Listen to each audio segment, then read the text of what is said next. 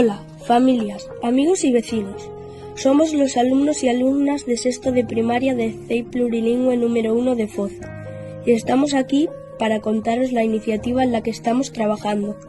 Leímos un libro en clase llamado Sadako y las 1000 grullas de papel, donde conocimos una leyenda japonesa para curar la leucemia, que consistía en hacer 1000 grullas para superar esta enfermedad.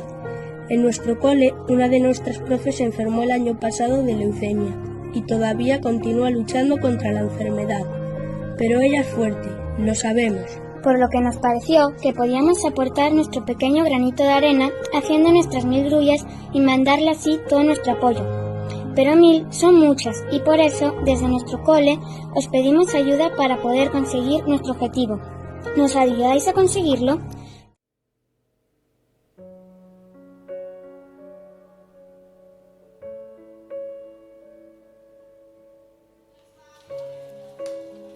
Pon aquí.